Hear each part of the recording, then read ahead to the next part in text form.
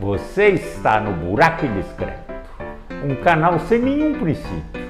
Locução e redação Carlos Pereira, jornalista e doutor em ideias gerais. Hoje vamos mexericar sobre mulheres fora de série.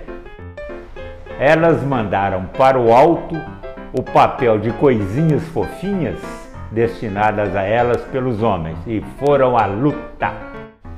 Uma fez o exército romano pular miudinho na Inglaterra. Outra, menina ainda, pôs o inimigo da França para correr. Uma terceira balançou os costumes e criou um império no sertão mineiro. E houve aquela que pôs no mundo o anjo ou o demônio, dependendo do uso da radioatividade. E assim você verá nessa edição. Mulheres britânicas balançam o poderio de Roma. Virgenzinha caipira faz um rei francês e dá um olé a invasores.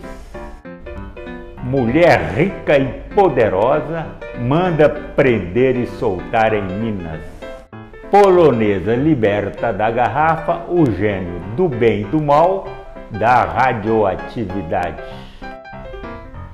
Bonitonas e bonitões, se gostarem, deem seu like e se inscrevam no canal. Se não gostarem, façam o mesmo para me ajudar. E vamos às maledicências de hoje.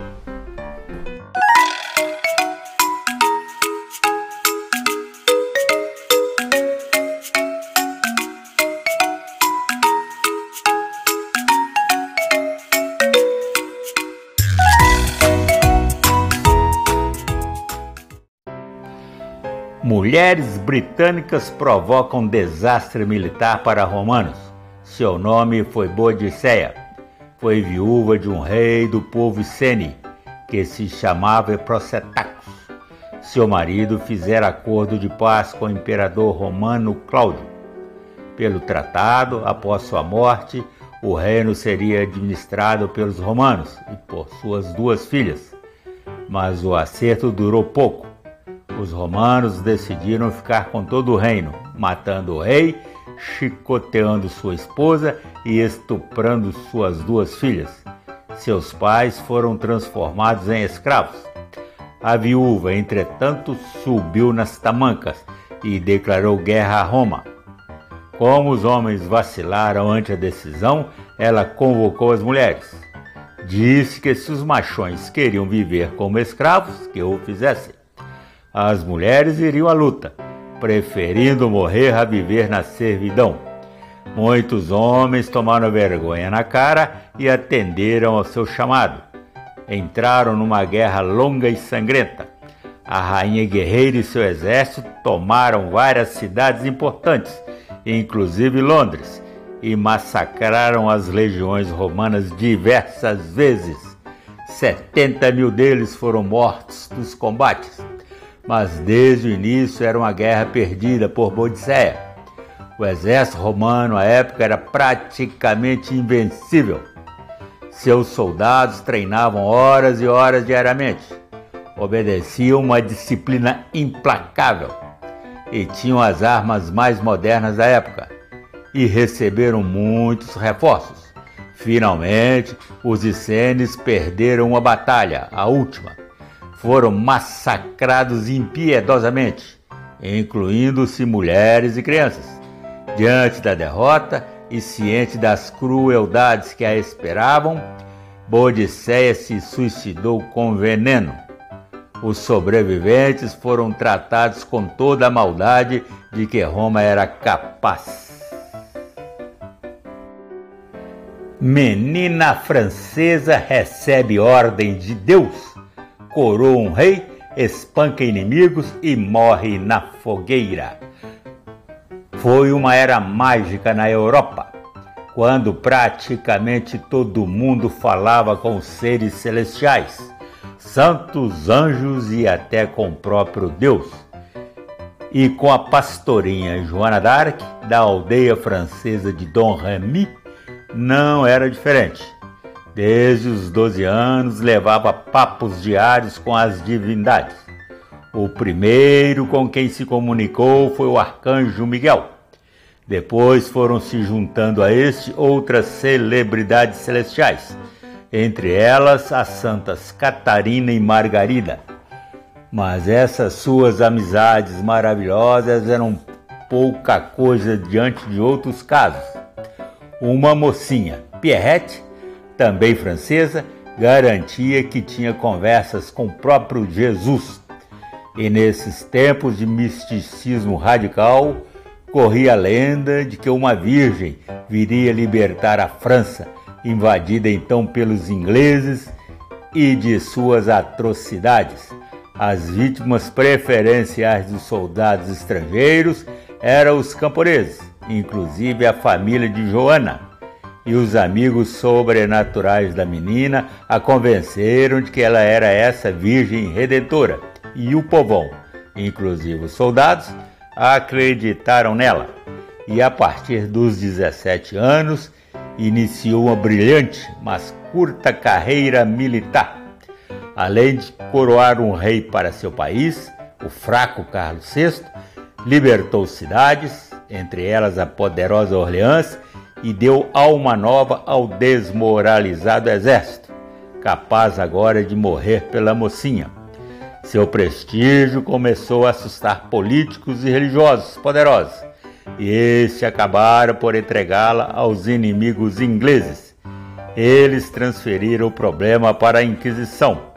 Foi julgada por bruxaria e condenada a morrer na fogueira.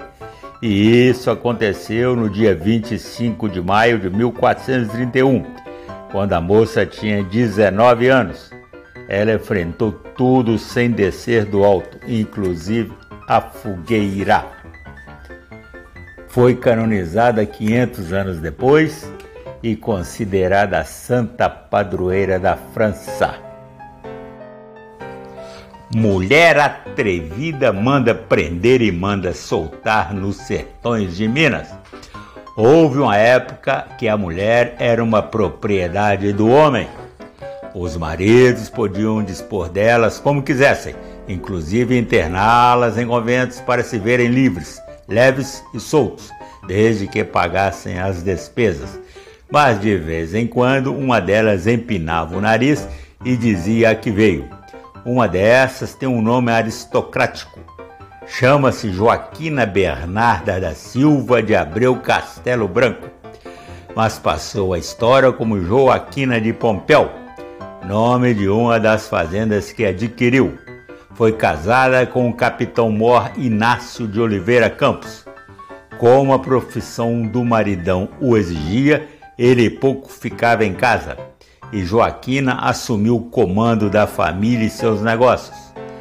De uma fazenda arrendada a lava-pés, situada na mineira Pitangui, criou um império com muitas léguas quadradas de extensão, compreendido por 10 fazendas. A área de seus domínios compreenderia hoje os territórios de uma dezena de municípios. E numa atitude revolucionária para a época, implantou uma espécie de política social para seus escravos, tratados para os padrões da época como gente. Esses trabalhadores, por exemplo, quando morriam não tinham os corpos jogados no lixo, como habitual. Recebiam um enterro cristão. Era uma envolvida com a política, inclusive com as tramas pela independência do Brasil. Além disso, na ausência do Estado, era chefe de polícia, júri, juiz e executora de sentenças. Foi também uma mãe produtiva, tendo 10 filhos, que também não brincaram em serviço. Sua descendência é calculada hoje em 80 mil pessoas. Polonesa solta da garrafa os anjos e demônios da radioatividade. Encantados, Marie Curie e seu marido Pierre namoravam o brilho suave de um enxame de vagalumes brilhando no laboratório gelado em Paris, onde trabalhavam. Tinham acabado de isolar o rádio, um mineral emissor de altas doses de radioatividade e que brilhava suavemente no escuro.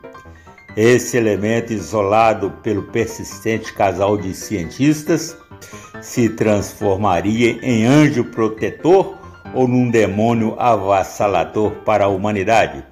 É usado na medicina, inclusive para curar o câncer, esterilizar alimentos, produção de energia e muitos outros usos pacíficos.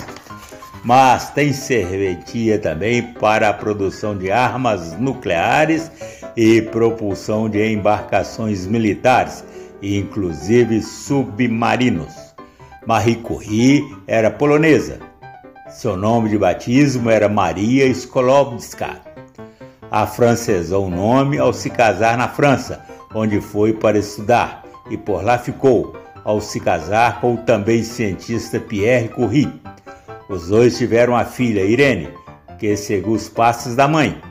Também casou-se com o cientista Frédéric Joliot e se dedicou a pesquisar a radioatividade. E com Marie foi premiada com o Nobel de Física. Marie Curie morreu em 1934, aos 66 anos, intoxicada pelo elemento que estudou durante toda a sua vida de cientista. O marido já a havia deixado em 1904, morto em um prosaico atropelamento por uma carroça. Por hoje é só. Domingo tem mais Buraco Indiscreto, com mais novidades velhas.